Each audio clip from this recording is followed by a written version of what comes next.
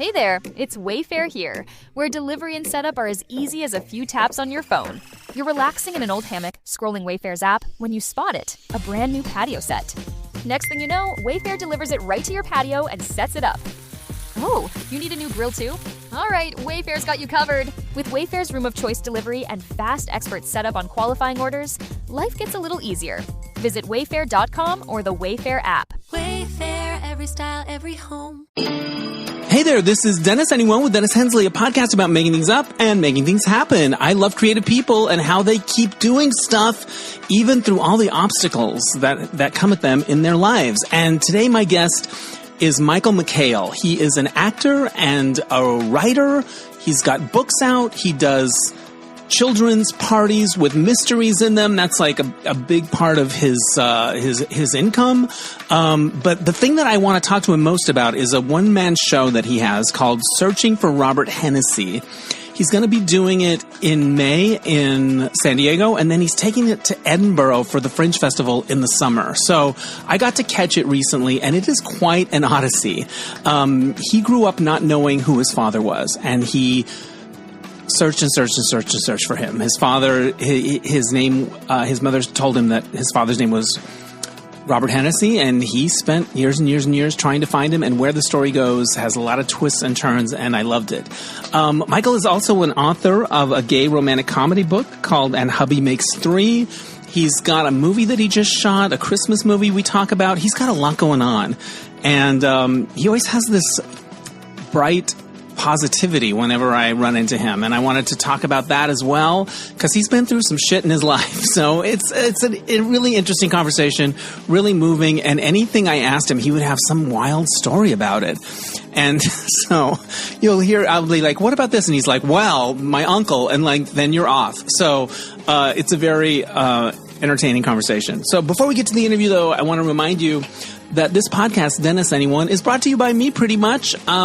If you want to support it, there are some things you can do. Help me cover my expenses. That's always cool. You can go to DennisAnyone.net and leave a tip in my virtual tip jar. I'd also love it if you followed my spinoff podcast, Dennis Hensley's Happy and Gay, on Patreon or Substack. Right now it's free because I'm not doing it as much as I had started to because I have a full-time job, but the content is really fun. I end every episode with a talk about happiness, the science of happiness. I think that topic's really interesting, and you can learn about that at Substack or Patreon. Just search Dennis Hensley's Happy and Gay on those platforms. And finally, you could become a subscriber to DNR Studios. I'm part of Derek and Romaine's podcast family. So for a monthly fee, you get my show early, and you get all these other great shows if you have their app. So learn about that at dnrstudios.com. All right, enough of the plugs. Here's my interview with Michael McHale.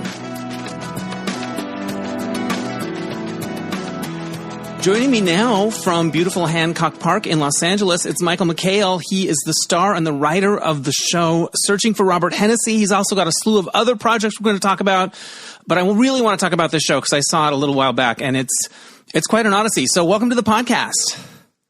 Thank you. Thanks for having me. This is like a dream come true. Oh, that's very sweet. I've known you for so long, and yes. I adore you, and I love your energy, and so I'm very, very happy to be here. Well, right back at you, and I was glad that I finally got to see your show. I know you've been doing it in different venues for a while, part of the Fringe and all of that. I caught it a couple months back, Searching for Robert Hennessey, and you've got some more performances coming up, which we're going to talk about. But how do you describe the show to someone that does know nothing about it? Like, what's the elevator pitch? It's a young gay man looking for his biological father. I've never met my dad. My mom and him had a one-night stand. Thank you, Mom. And I've been looking for him since I turned 18 when she told me his name was Robert Hennessey. And it is a nice, fun twist that we won't give away, but it's been a journey and a half. And it's been amazing, an amazing journey. Well, you're very dogged about pursuing it. And I think what struck me is if I had been in your situation, I don't know if I would have been as eager to find him, because you never thought, well, what if I find him and he doesn't like me? You knew that if you found him, it would be good. Like you didn't, I think I would be like, well, if he's not around, he must not love me. Trying to find him would run the risk of rejection, I guess. But you didn't seem to have that. You seemed to be like, if I find him, it's all going to be good. It's the Pollyanna in me. Yeah. There were times where I was just like, maybe the naysayers are right. Right. Maybe I shouldn't go there, but I wanted to turn them into yay-sayers. So it's, because it was very discouraging many, many, many, many times. And my husband, Bob, he wouldn't let me give up. He wouldn't let you give up. Like, were there times where going. you wanted to give up and he was like, don't give up? Yeah. There was at least 5 times because it's exhausting. Right. It was exhausting and I was getting old. Yeah. I was like, I don't know if I could do this. It initially started, you found out the name on your 18th birthday. So you started with resources like the phone book, and then it turns into the internet, and then maybe you make a YouTube video, and then there's this thing called Ancestry.com. Like, the tools for your quest change era by era, and you apply these new things. It's quite an odyssey, and it has a very interesting payoff, or where it goes, which we won't give away. Yeah. But you just kept going, and there were some close calls. Talk about the one early on where you meet a guy at a bar, and oh my God, yeah, and you're like, wait, this has gone from a bar encounter to something else. Yeah. So I lived in the north end of Boston, and one night I just went to the Eagle, the leather bar right down the street, and I walked in and I saw a wicked cute guy, and we went back to his van and we made out for like an hour, and then we introduced ourselves. And I said, I'm Michael Sean Hennessey. And he said, no, you're not. I'm Sean Hennessey. And I'm like, no, you're not. And then we looked at our licenses and we were spelled exactly the same. And I had this moment of panic that, oh my God, I was kissing my brother. Right. It was really freaky. And then it turned out he has an uncle named Robert Hennessey. So I was relieved that I was only kissing my cousin. Right. That's okay. Right. In some states. And it was hysterical and funny. And that ended up being, I just never heard back from him. Yeah. Because he was like, that he has 7 kids. He has a wife. He may not want to go down this path with you. And I waited by that phone attached to that wall for months, praying that he would call me, and he never did. He had a catering company. I may try to look him up and follow up, and tell him the update of how I found Mr. Robert Hennessey. Yeah. Or did I? Or did you? It's a mystery. When I think of Boston and I think of you grew up in the projects, and I think of Good Will Hunting, and I think of Matt and Ben, but I think of Straight Guys and Wicked, like that. And I was like, Wicked. Oh, you giving it a gay twist. I love this. Do you know what I mean? Totally. When you see those movies and the Matt and Ben of it all and the Wahlbergs of it all, does that feel like, oh, those are my people? Yes. Yeah. Yes. And I've worked with Ben a couple of times. I've actually done something for him that I'm not allowed to talk about. And then when I worked with him on the movie The Way Back. Yeah. And I was the balloon guy, balloon animal at a big party. Right. In the scene. And he was like, hey, you did that thing for me. And I said, yep, that was me. And he's like, that was amazing. And I'm like, thank you, Batman. And then his co-star said, oh, so he did a little thing for you? And Ben looked at her and said, oh, no, it was epic. And I'm like, oh, put that on my Yelp. Come on, Batman. I know. I'm intrigued now. All right. He's a big fan of mine. He's such a nice guy. And we've had a number of interactions, and I adore him. I just really adore him. I love Ben. And you have that Boston. Good man. You have that Boston connection. Yeah, the Boston connection. Yeah. You grew up in the projects there. What were they like? What was it? Were they big buildings? What was the vibe? A lot of just brick buildings. I would say there was probably 100, and they were like just long buildings of brick. That's why I don't like brick houses. Bob, my partner's like, oh, that brick house. I'm like, no. Don't like it. Don't like the aesthetic. I would never live in a brick house again. Yeah. It was not fun. I mean, I remember I was 6 years old, and early Sunday morning, and I heard an explosion. I didn't know what it was. I woke up, and I had this thing was dripping on my bedroom window. A man had shot his brains out right outside of our home, and his brains were on my window. And I was like, what? What is? Yeah, it was. Yeah, it was really sad. There was a lot of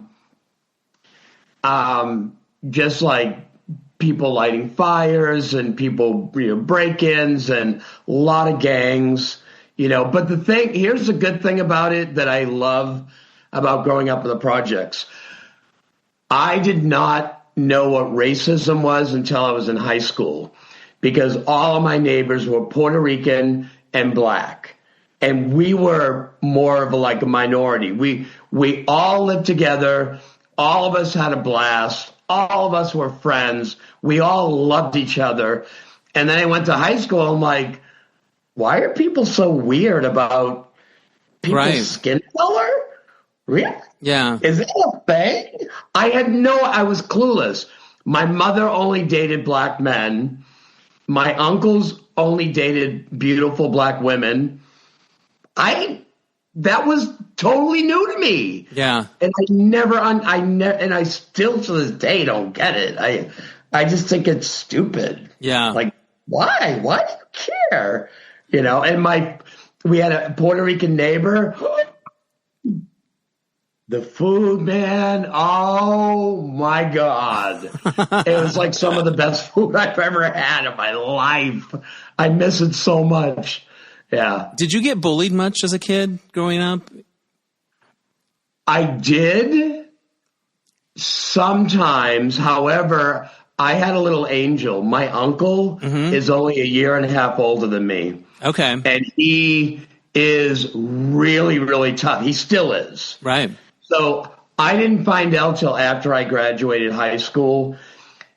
When he was a year ahead of me, he went up to all the girls in my class and he said, listen, my nephew, because I was very sick. I had really extreme anemia, so I couldn't really run and play a lot. Right. He said, listen, take care of my nephew, look after him, be nice. And they were like, okay.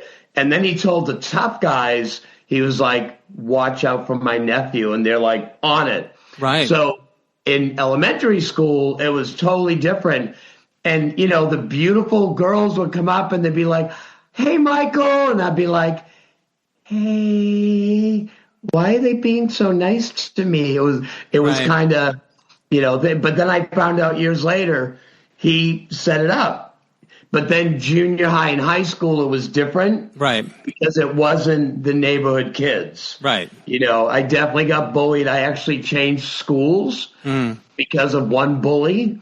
And then I wasn't able to stay at that school, but I was, and you saw it in the show, I was sexually abused by an uncle, and from age like 7 to 9. And that completely changed my growing up as a kid. Yeah. Because, he told me if I ever said anything to anyone, he would kill my mother. And I believed him. Yeah. I was 7 years old. Why wouldn't I believe him? Yeah, of course you're going to believe him. You write about that in the play, and you also write about the moment you come forward, and it's because somebody else has made this accusation, and people are saying, that can't be true, that can't be true. And you decide, I'm not sure how old you are at this point, that you're like, nope, I'm going to tell the truth, and I'm going to say it happened to me too. Yeah, I was 20, and I'd just gotten back from college, which we'll talk about later. And my mother told me what was going on, that my uncle was going to trial for molesting an autistic child. that he drove back and forth in a taxi every day to school. And my family was like, no, he didn't. No, he didn't. No, no, no. And something in me just broke. And I just, and at this point I was 20, so I wasn't a kid anymore. And I felt like I was kind of strong. And I literally, and all the family members were there talking about it, saying he would never do it. And I lost it. And I yelled. I'm like, yes, what of? And I started screaming. I said, he did it to me for 2 freaking years. And they were like complete and utter shock. The family couldn't believe it. One of my other uncles said he was going to kill him for doing that to me and taking advantage of that. And my story, my admission, fortunately sent him to prison. Wow. It helped send him to prison for 17 years for his disgusting, gross criminal acts. When you said that in front of a room full of people, did you ever regret doing that? Did you think, oh shit, what have I done? Or were you like, no, that was the right thing to do and let the chips fall? No. When I said it there, no, I didn't regret it at all. Yeah. I felt so empowered. I felt like something shifted. Yeah. Because I wasn't, and then I felt guilty later because I was like, I wish I had done this earlier, because then that kid wouldn't have had to go through this. But who would have believed me? Right. No, it's... because he had served in the Army. Yeah. He was kind of the golden child. Everyone liked him. He was very funny, So no one would have believed me. Yeah. But because this happened, I had the courage to finally, speak up. Yeah. Because you have to understand, too, I was very, very, very shy. Yeah. I didn't talk a lot at all. I know that now nobody believes me, but I was very shy. That's not something I would do. Yeah. I wouldn't speak up like that. And yet you visited him in prison. I did. More than once? I did. Many, many times. Wow. I was the only one. I went with my grandmother because she still loved him, even though she knew he was, a pedophile and a horrible person. And I wanted to go to so he would see that I'm good. Yeah, you're good. That's really interesting. I am good. And I forgave him. I had to let that go because I didn't want to carry him around with me for the rest of my life. Yeah. How do you think the experience of going through the abuse and then also talking and coming, blowing the whistle, how did it change you going forward?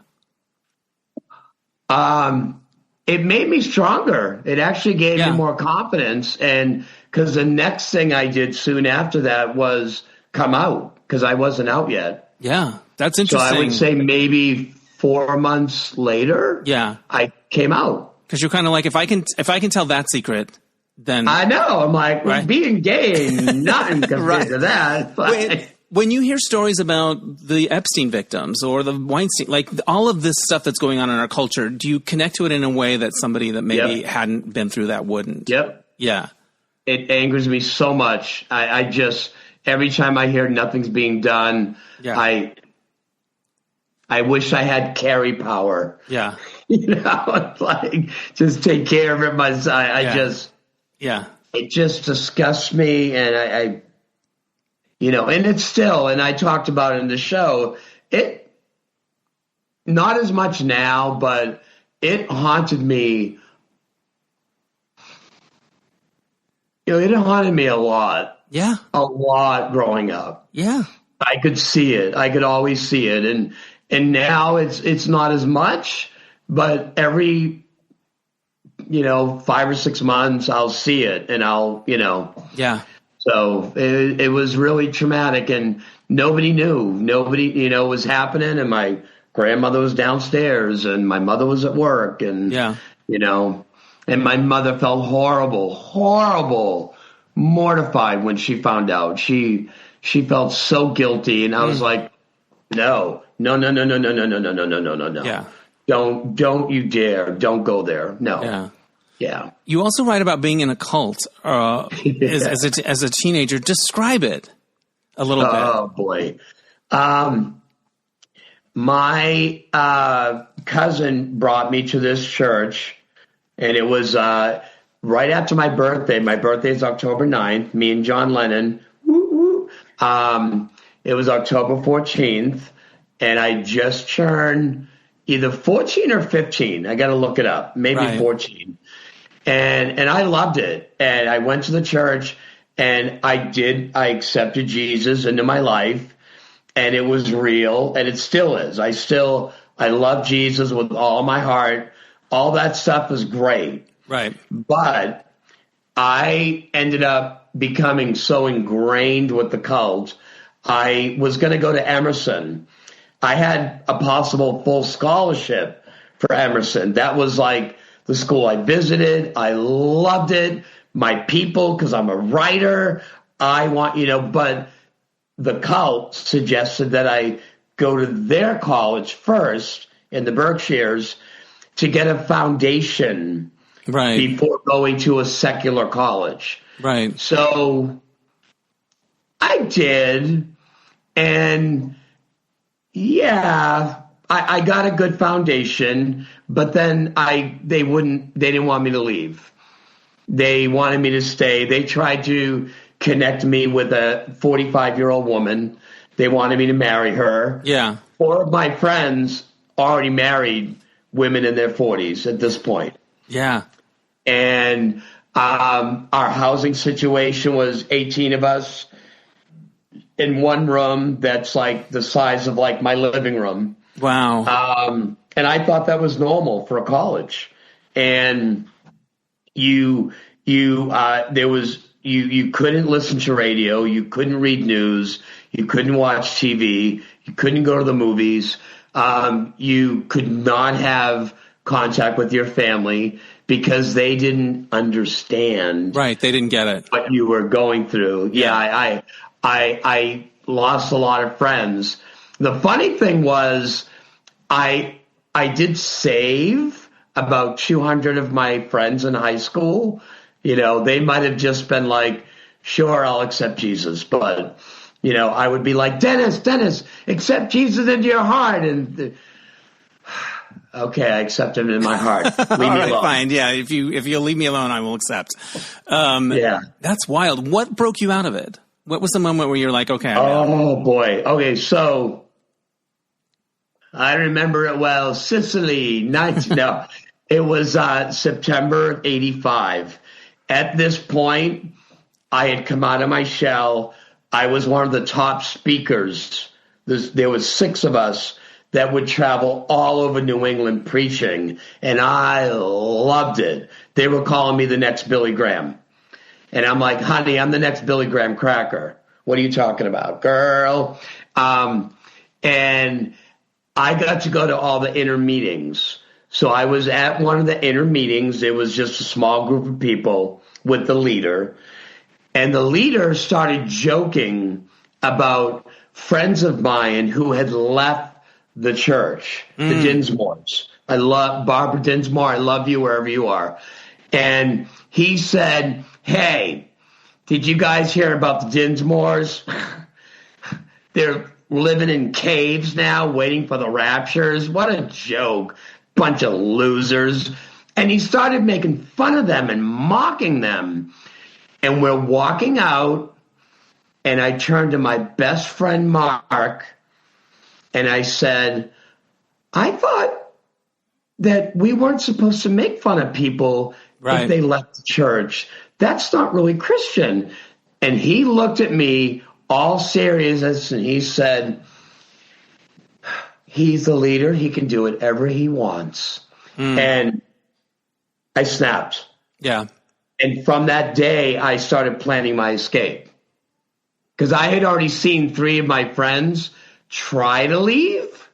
like my friend Dennis was his name. Mm-hmm. He had a big accounting firm in Pittsburgh. He came to go to college for a year, and then he was going to go back.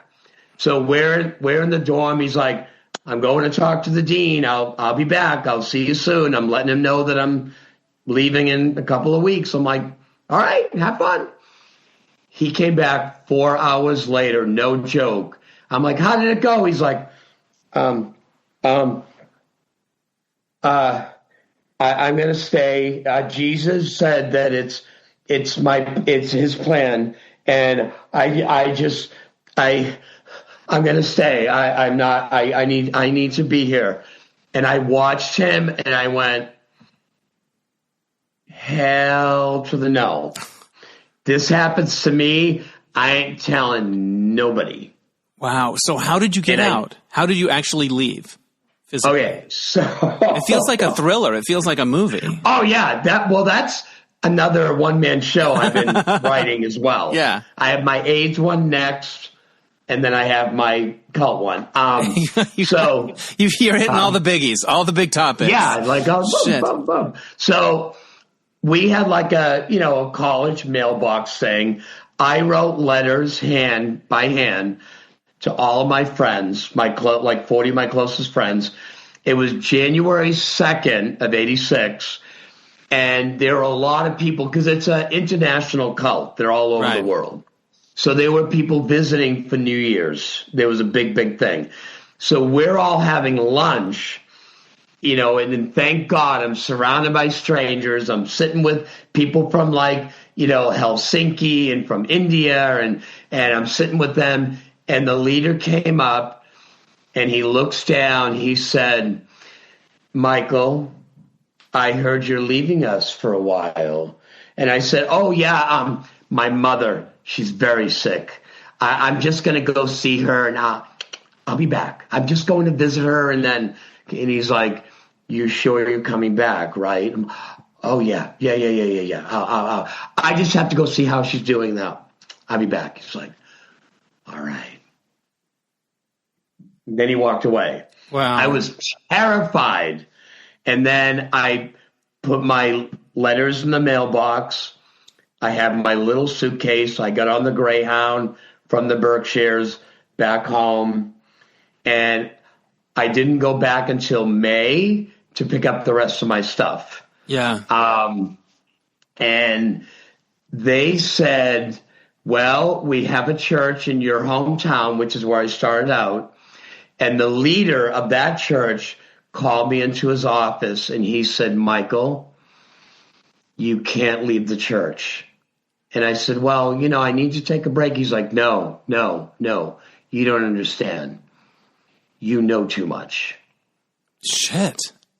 And I said, well, I only have 149 IQ. I know a little, but I mean, he was like this, like, yes. You know too much. And I was like, okay. He wanted me to live with the assistant pastor and his family. He's like, you can't stay with your mother. You cannot stay with your family. I said, my mother really does need me. She was really sick. She really wasn't having a good time at the time. I said, I have to be there for my mom. Yeah. And he said, you have to. And I just never went back until 7 years later, which is another story. Which is another one-man show. Does another podcast. Does the church still exist? Is it still out there in the world? Or is it, what was it called? It was called The Bible Speaks. Okay. Carl Stevens. Right on. He always had a trophy wife, beautiful, gorgeous model. Yeah. He's not a trophy-looking guy. But the thing is, again, I was in the inner circle. He invited me into the limo. We talked almost every other day. We hung out. Now they're called Greater Grace World Outreach. So they got sued by Betsy Dovey Dennis. She was the heiress of Lechmere and B. Dalton bookstores. Interesting. Wow. So he would, and I was there for one of these interactions. he walked up to her and said, Betsy, my wife, Barbara, she's having these migraines, and God told me if you write a check for $1 million, he'll make it go away. And she would literally, this was the conversation, she went, oh, okay, here you go. So she had spent $12 million on the cult. Wow. Her husband kidnapped her and brought her down to Mexico to get deprogrammed. I was the last member to escape when I escaped in 86. Diane Sawyer's people were calling me. They did a big special on it. I don't know what she was doing, if she was doing 2020 at the time. I didn't want to revisit it. I had been deprogrammed too. Yeah. And I didn't want to go through it. I didn't want to, I just didn't want to have it. Dennis, I changed my number 5 times. They got my number. Diane Sawyer's people. They were on your trail. The cult members. Oh, the cult people did, because you were on the run. They kept trying to get me back in. Wow. Because, again, I was in the inner circle. Yeah. You knew too much. Things. I knew things. And they were kind of terrified that I might say something. Yeah. And I didn't. Yeah. I did. I just didn't want to go there. And then this is a really quick, funny story. So I love a funny cult story. I love a funny cult story. Go ahead. I love a funny cult story. Oh, yeah. Best. This is my favorite one ever. This is like so much fun. So I escaped. So when I joined the college, they weren't accredited yet, right, but they were going to be accredited in a year. That's what they told me. I'm like, great. So I did it. So when I left, I owed them like $400 for like tuition. All right. And I didn't pay it. I got a summons to appear in court in the Berkshires for the $450 because they were being sued for $12 million. So they were like suing everyone that owed them money. So I didn't want to bother with it. But this is when the ex-cult members found out about me, and they reached out to me, and they said, you have to go to court. And I'm like, oh, what? They're like, no, we'll prep you. And I'm like, okay, fine.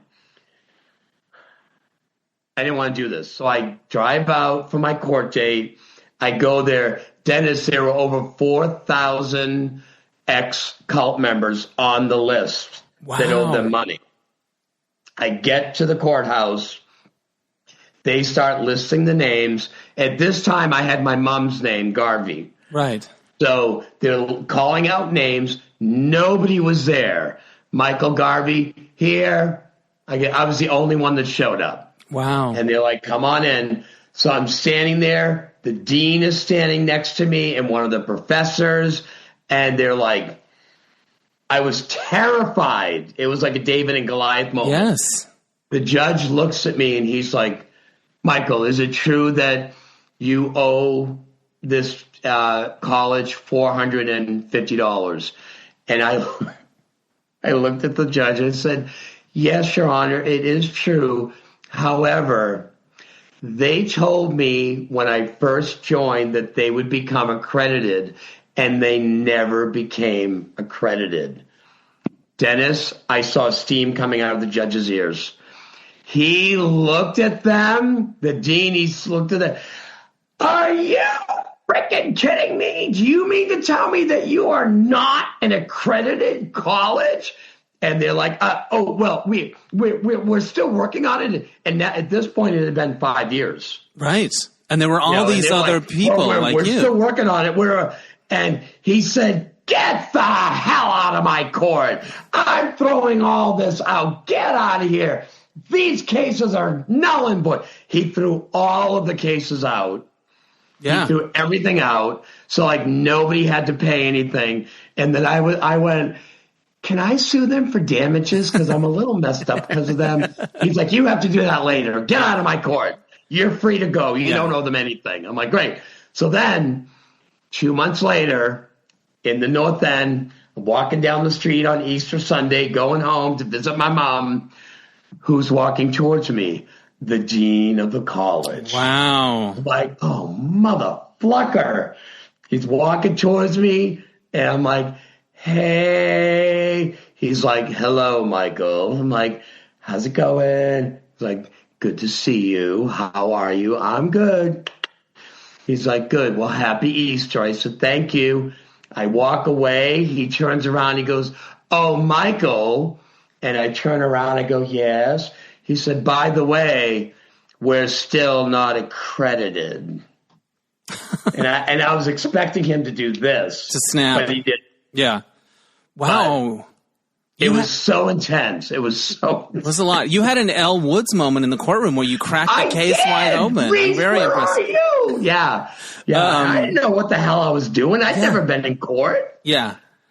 You know, and yeah. You also talk about having dealt with HIV and AIDS for 36 years. So where were you in your life when you first found out you were positive? Like, what part of your life was that? It was 1990. Yeah. It was August. And I was actually, at this point, I had taken 2 months off I was working on the stock market. I worked for different mutual funds. I loved it. I was the party planner in the office, of course, you know. Yeah. I loved it. All the clients loved me. I handled Meryl Streep's things and Sigourney Weaver's stocks and bonds and mutual funds.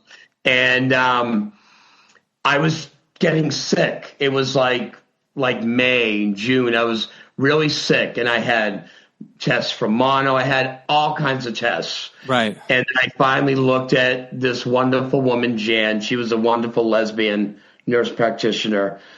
And I just said, you know what? Just do the test. Just give me the test. And she did it. And it came back that I was positive. And she said, you know, I'm sorry. She said, you probably have 7 to 9 years to live. I just want you to know that. And I said, well, what about miracles from God? I have to be on a podcast with Dennis Hensley in 36 years, you know. He has tens of listeners. Right. He has tens and tens of listeners. And she just said, bring them on, bring them on. Yeah. So I started doing stand-up comedy to make myself healthier because I had a vision that would help me. So I put together a stupid little routine. I wore a pair of sunglasses and I went by the name of Shades. And I did a little set at Nick's Comedy Stop and they loved me. And, you know, you sign up for that. You have to wait 6 months. You can come back again. The host was like, oh, my God, dude, you were so funny. Can you come back next week? I'm like, okay. So I wrote a new set for the next week, and I did it again. He's like, dude, that was so, can you come back? So for 4 months, they asked me to come back every Monday and do it. And I didn't know how it worked as a comedian. I just wrote new stuff every week. I didn't know that you do the same stuff for 10 years. Right. And I'm all clean. I do all clean, no blue. So me and 14 other comedians would travel all over New England, and we would do stand-up everywhere. And I was the only one who was purple, not blue. So I got asked to open for like John Panette and Stephen Wright because I wasn't blue. Right. And I had the time of my life. I loved it. And then my T cells started going up. They went from like 300 to over 1,400 within 9 months. And my nurse practitioner said she would come and see me perform like all the time. And she said, Michael, I don't know what you're doing, but I want you to know something. I've been watching you heal yourself doing comedy for the last year. And she started crying and she said, I left the church over 20 years ago, but because of you, I've been watching this take place. my lover and I are now leaders at MCC in Boston. Wow. Because I'm going to cry because I love her so much. I loved her so much. And we both started bawling our eyes out. Wow. And we're hugging. And I looked at her and I said, if me getting HIV was meant to bring you back to, your walk with God, I said, if that's the only reason, I'm done. I can leave today and I'm a happy camper. Yeah. I had no idea that she had left the church. I had no idea that she hated God, and her partner, they both became leaders of the gay church in Boston. That's remarkable. Like, oh my God. Yeah. Who knows? You never know how you're going to affect people. You strike me as someone who doesn't wait around to do something. If you want to write a book, you're just going to write a book. If you want to do a show, you strike me as someone who believes in yourself. Would you say that's true? Yes. Were you always that way, or did it come out of some of these obstacles, or were you always that way? Definitely came. Well, I always believed as a kid. I mean, you remember Captain Kangaroo? Of course. Was he part of your? Yeah. Oh yeah. So I would wander. There was a beautiful place called Blueberry Mountain near our house with forests and animals, and I would wander up there all the time as a kid, and I would look for Captain Kangaroo. And I would just look for magical things all the time because I just believed and that was around the time of me being abused by my uncle too, and watching my mother. So you have to understand, my grandparents kidnapped me when I was 4. Right. And they had custody of me. So my mother moved in so we could all live together. My grandmother hated my mother because my mother was beautiful and she looked like a movie star. And my grandmother was handsome. She was a handsome lady. She was wonderful. Okay. Your face made me laugh the way you said handsome made me laugh because it was so trying to be nice kind of thing. Yeah, I didn't mean to be mean. Lady. Yeah, I got you. But as a child, 6 years old, 7-year-olds, I would watch her. I'd be sitting on my grandpa's lap watching TV, and my grandmother would be chasing my mother and beating her and calling her a fat pig and a slut and a whore. And I'm watching this happening, and I would look at my grampy and be like, what's going on? And he would say, oh, they're just playing.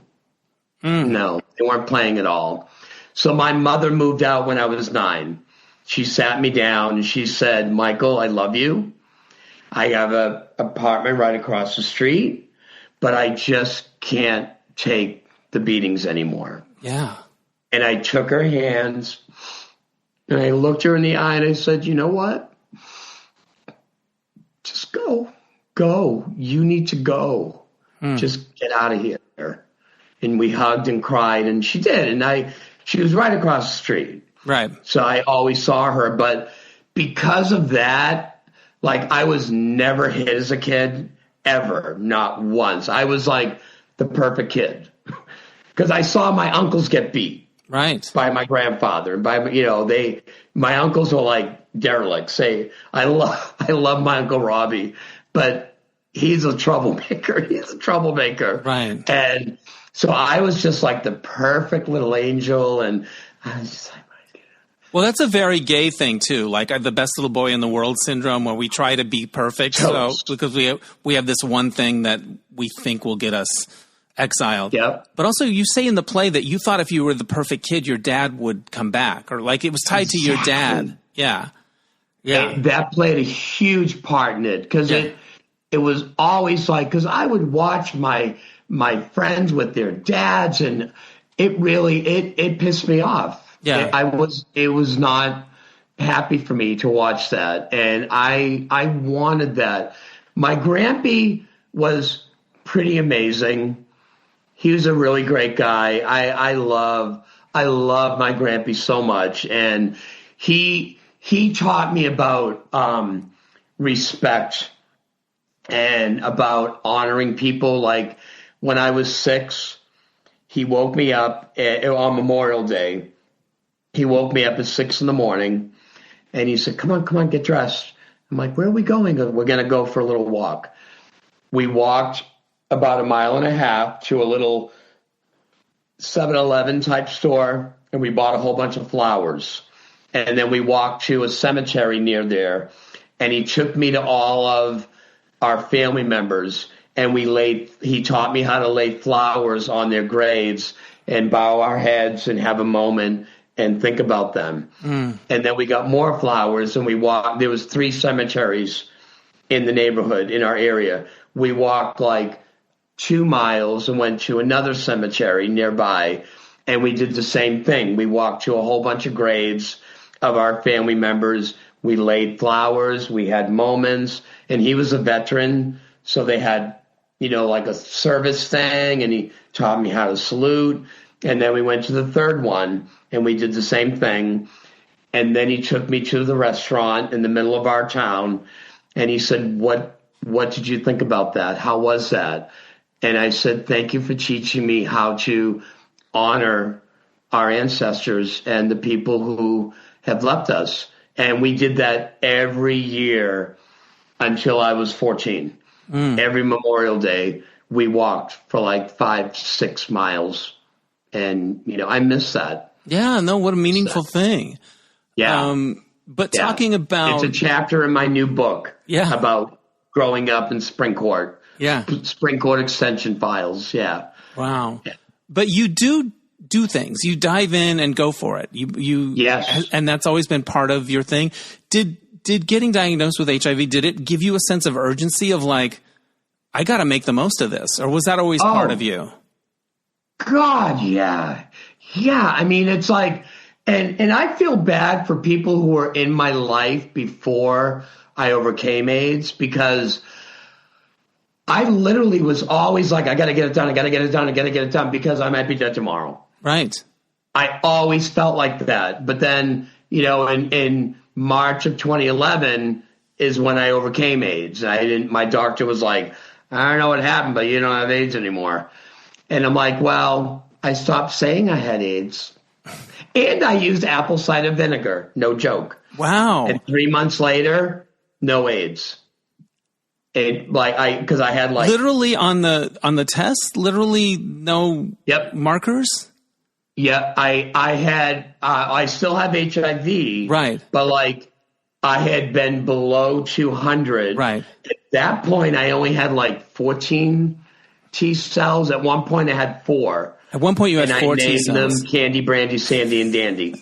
And I was all over the news. You're the guy that names his T cells. The sunniness is it's so hilarious, but also admirable. And through all of this shit, you are still the guy that names his 4 T cells. Where does that? But Sandy can be a bitch sometimes. If she hasn't had her coffee. I mean, and I got to tell you, Dennis, you'll appreciate this. So I work with children, right? And I created a recycling thing on movie sets and TV sets to collect recyclables and give them to the homeless.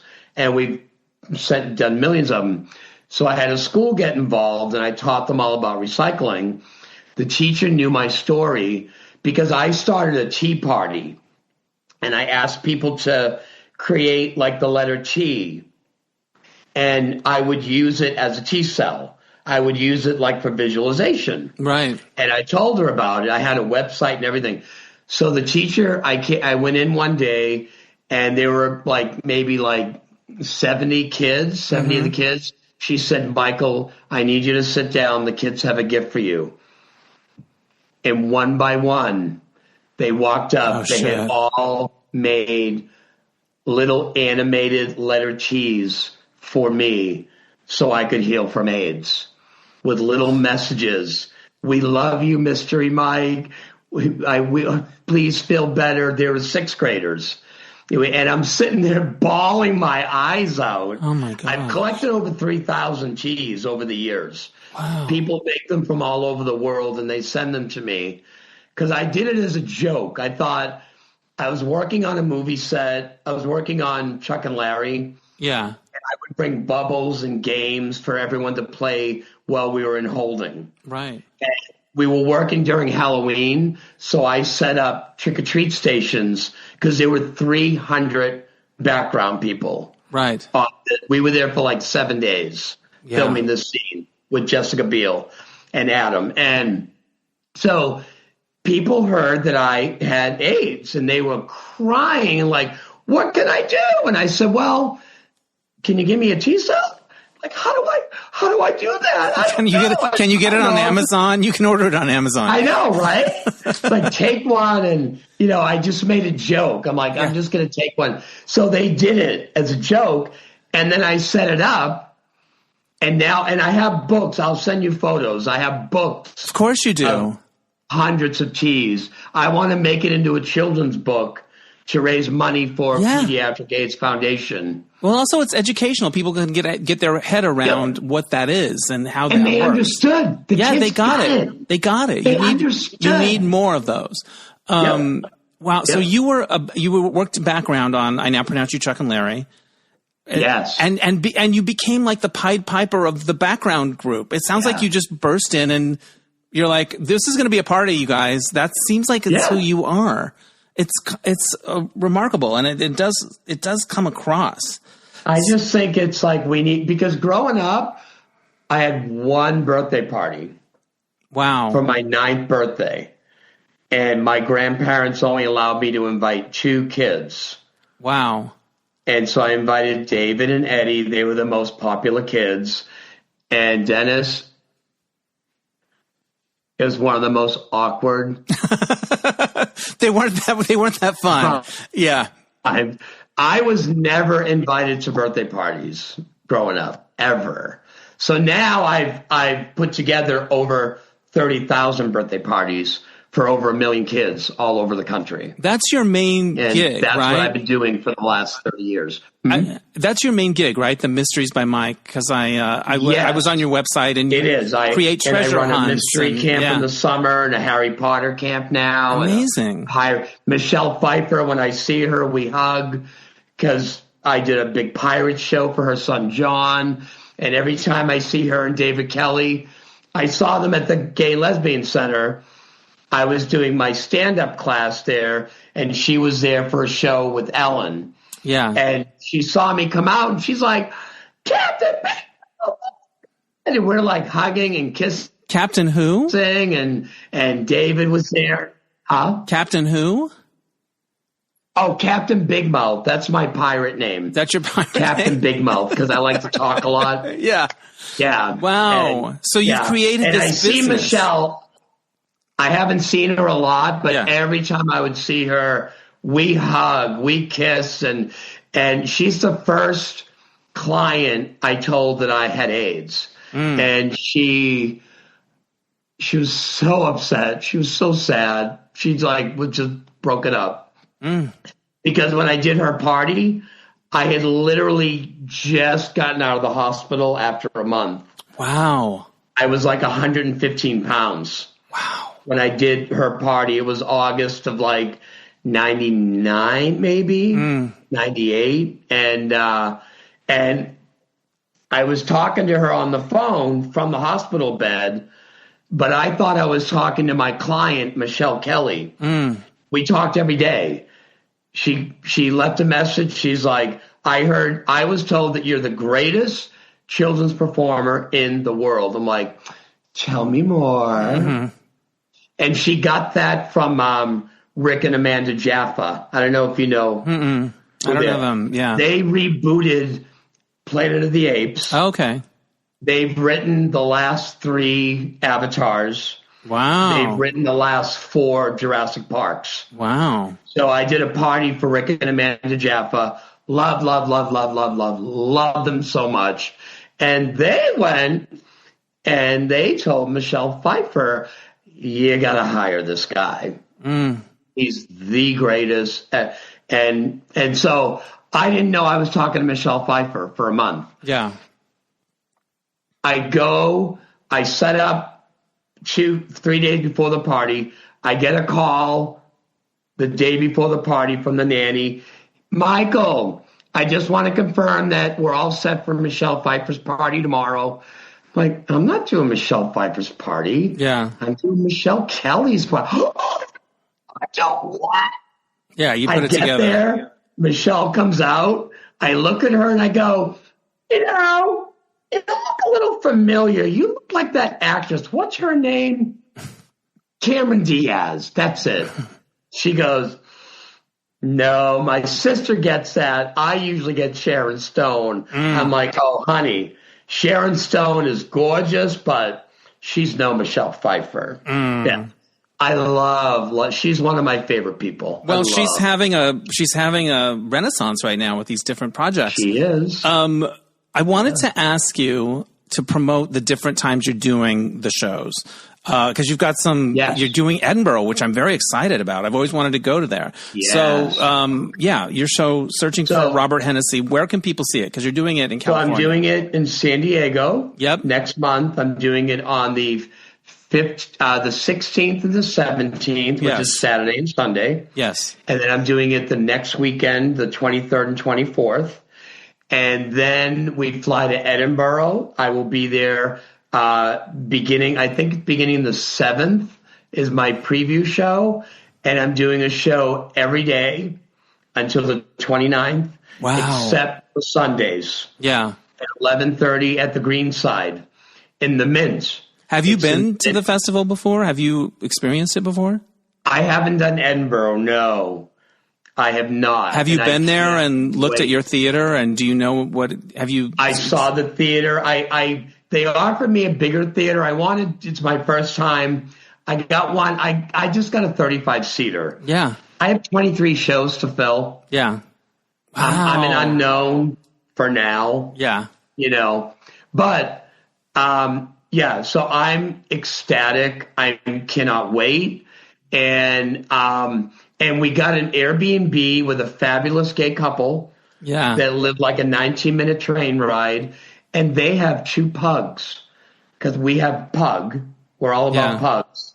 And so it's going to be like I'm home away from home. There you go. And you're going to have an adventure. I'm excited for you. This is in June? What month?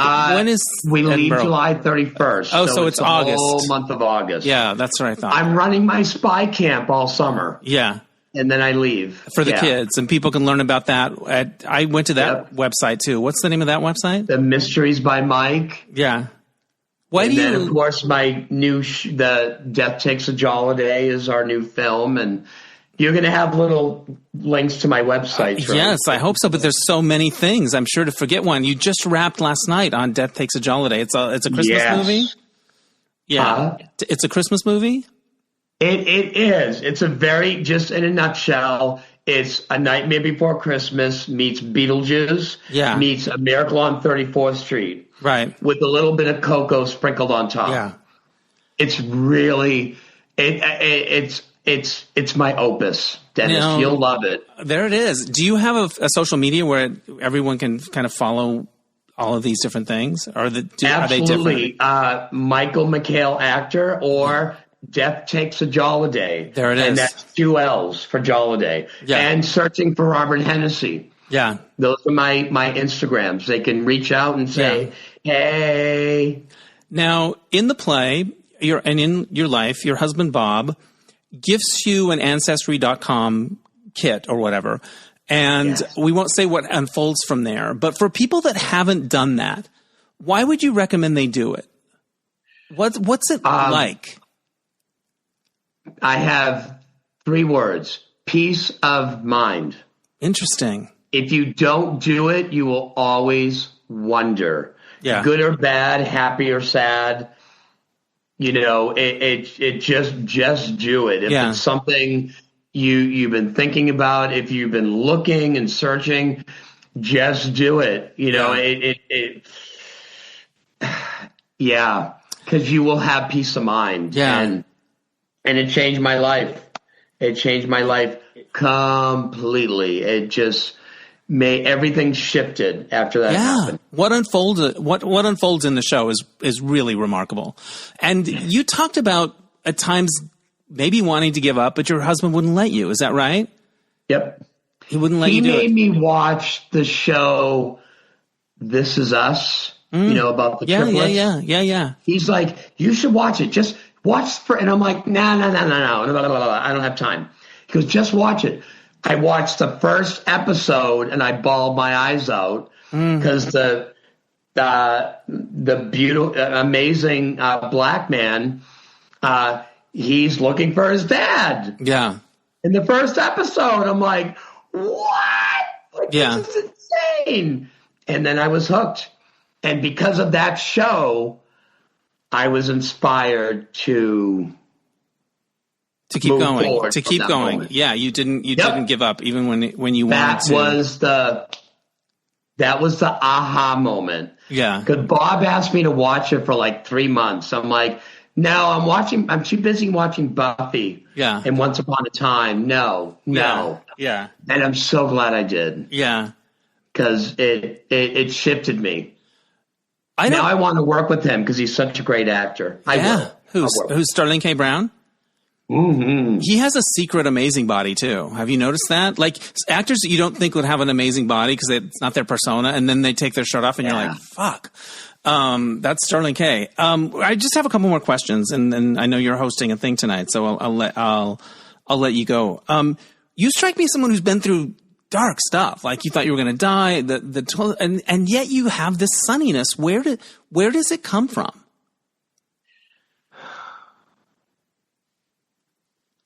From my mom. Wow. Because of what I watched her go. 2 things. One, my mother loved to sing. She had a beautiful voice. And she would sing the Beach Boys all the time. And watching her get abused by her own mother, I did everything I could to make everything good, to make everything okay, to make everything better. Right. To bring sunshine. I did everything I could to make her laugh. And it started around that age. And another funny story, I told you I was very sick growing up. Yeah. When I was a kid, 3 years old, I had to go into Boston Children's Hospital once a month to have tests because of I have a strange anemia. And it just exhausted me. And they would put me in overnight, and it was always with the babies, like the young, and I was 3. And they would be crying, and I would be in a crib, even though I was 3. And at night, I would hear them crying, and I would stand up in my crib, and I would start singing to the babies that were crying, and they would all stop crying. Wow. It was so cool. It was like just so cool. I became like the leader, like the baby talk or whatever it is. But it started young. Right. It started, I was surrounded by people that weren't happy. And I felt maybe it's the Libra in me. Right. We always want everyone to be happy. Right. And I've been told that I have the peacemaker birthday because it's John Lennon's birthday too. It's October 9th. And they call it the peacemaker birthday. So I feel like I just want everyone to be happy. Yeah. And I try hard, but now I don't try as hard because I'm getting too old. Right. But I just want people to have joy. I want them to laugh. Yeah. Like you make people laugh. We love the mismatch game. That's very sweet. We're so hooked. And thank you. And Coco Peru set me on my journey, by the way, to tell my stories, because she, like 25 years ago, she was like, you have a story. You got to tell your story. Yeah. Now I'll have 5 of them in the next 2 years. So yeah, thank you, Coco. You've got a million of them. New websites, new things. Like it's just, you're always making the shit happen. Here's my final question. Do you have a motto, words that you live by? Is there a way that you crystallize your approach? Because it's a unique approach and it's an inspiring approach, and it's born out of a lot of shit. Yes, it is very, very simple. It's just don't stop believing, never give up, and don't listen to the naysayers. Yeah. Turn them into yay-sayers. Hashtag yay-sayers. And you make it into shtick that is charming and kind of silly. We're going to make it a thing. You're going to make it a thing. All right. I've loved this conversation. Congrats on all you've got going on. I love you too. Thank you for doing this. Just like any question I'd ask, you're like, there was a cult, and then they said, you know too much. Like, what the it's crazy. Oh my God. Yeah. And I'm still friends with that Of course you daughter. are. Of course you are. We're friends on Facebook. All right. I love her, but her dad, he scared the crap out of me. Yeah, I bet. All right. If you're listening to this and you have a chance to see this show, go see it, because where it goes, the parts that we didn't reveal are really remarkable and like, whoa, and very beautiful. So do yourself a favor and see it. All right. Thank you so much, Michael. This was awesome. Thank you. I love you. Love you too. I will talk to you soon. Excellent. Thank you, brother. Bye. Thanks again to Michael McHale. You can learn about him at michaelmchaleauthor.com. Also searching for Robert Hennessey.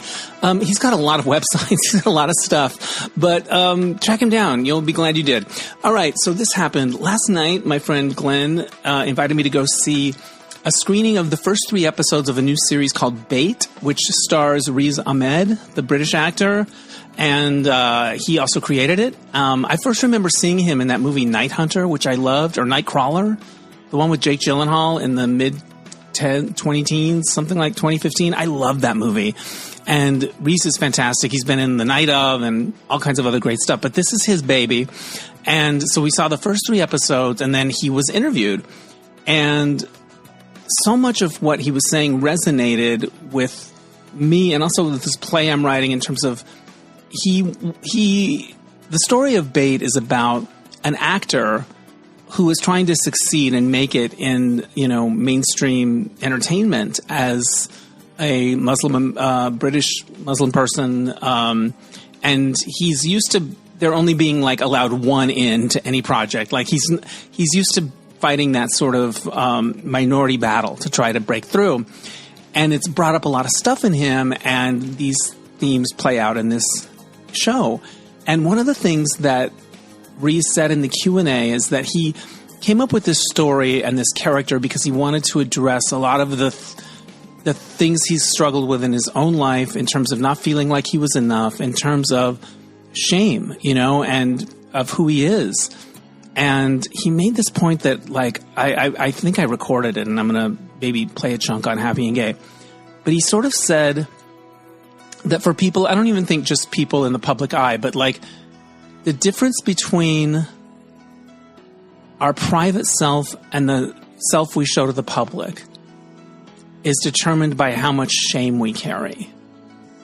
And I thought that was really kind of profound, because I have one character in my play who has one sort of persona that he's been very successful with in the world, but it's not his true self.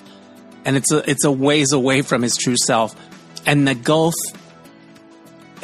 between those 2 points is shameful, and that really resonated. I thought that was deep, and I'll take it and think about it. And thank you, Reese. All right, that's enough for this week. I want to give a shout out to Oscar Rosario for mixing my episodes. The theme music is by Mark Daniels for placement music. Catch you next time on Dennis Anyone. Bye!